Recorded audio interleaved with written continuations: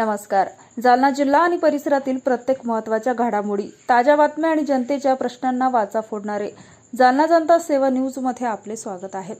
लिंबे-वडगाव दलित वस्ती लाभ प्रकरणात कोट्यावधीच्या घोटाळ्याचा आरोप, दोषींवर गुन्हे दाखल करण्याची मागणी. मतदानाचा सूड, आमदार बबनराव लोणीकर यांना मतदान न दिल्याने दलित वस्तीत 131 कुटुंबांना योजनांमधून डावलल्याचा गंभीर आरोप. 131 कायम रहिवाशांना लाभांपासून वंचित ठेवल्याचा आरोप. ग्रामपंचायत, ग्रामसेवक, सरपंच व संबंधित अधिकाऱ्यांवर कारवाईची मागणी करत जिल्हा अधिकाऱ्यांना निवेदन.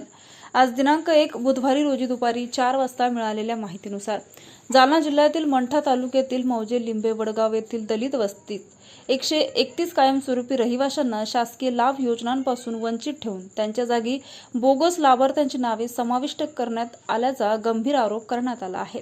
या प्रकरणी वंचित बहुजन आघाडीच्या वतीने जिल्हाधिकारी जालना यांना निवेदन देऊन उच्चस्तरीय चौकशी तसेच संबंधितांवर कठोर कारवाईची मागणी करण्यात आली. लिंबे-वडगाव येथील दलित वस्तीतील कायमस्वरूपी वास्तव्यास असलेल्या 131 कुटुंबांना आमदार बबनराव लोणीकर यांना मतदान न करता वंचित बहुजन आघाडीला मतदान केल्याच्या कारणावरून जाणीवपूर्वक शासकीय योजनांमधून वगळण्यात आल्याचा गंभीर आरोप ग्रामस्थांनी केला आहे. या संदर्भात सादर करण्यात आलेल्या निवेदनात गावाबाहेरील आमदारांच्या हितचिंतकाच्या नावाने बनावट नोंदी तयार करून कोट्यावधी रुपयाचा आर्थिक घोटाळा करण्यात आल्याचाही आरोप करण्यात आला आहे.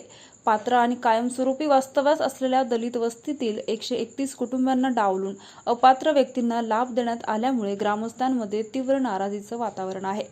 निवेदनानुसार गावातील 131 कुटुंबांना योजनेचा लाभ नाकारून बाहेरील व्यक्तींची नावे बोगस लाभार्थी म्हणून नोंदवण्यात आली. या माध्यमातून कोट्यावधी रुपयांचा आर्थिक गैरव्यवहार झाल्याचा आरोप करण्यात आला आहे. या प्रकरणी यापूर्वी 4 जून 2026 रोजी जिल्हाधिकारी कार्यालयासमोर आंदोलन करण्यात आलं होतं. मात्र अद्याप कोणतीही ठोस कारवाई झालेली नसल्याचा आरोप निवेदनात करण्यात आला आहे.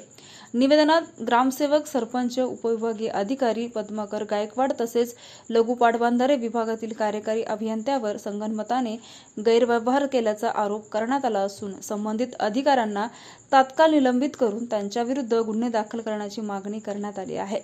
तसेच संपूर्ण प्रकरणाची निष्पक्ष व उच्चस्तरीय चौकशी करून दोषींवर कठोर कारवाई करावी, अन्यथा आंदोलन तीव्र करण्यात येईल असा इशाराही निवेदनाद्वारे देण्यात आला आहे.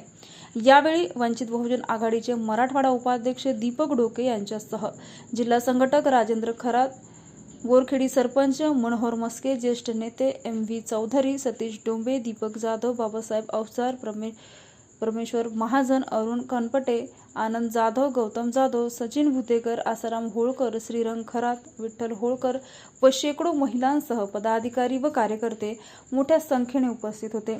अशाच विश्वासार्ह बातम्यांसाठी आमच्या चॅनलला आता सबस्क्राईब करा. इंस्टाग्राम आणि फेसबुकवर फॉलो करायला विसरू नका.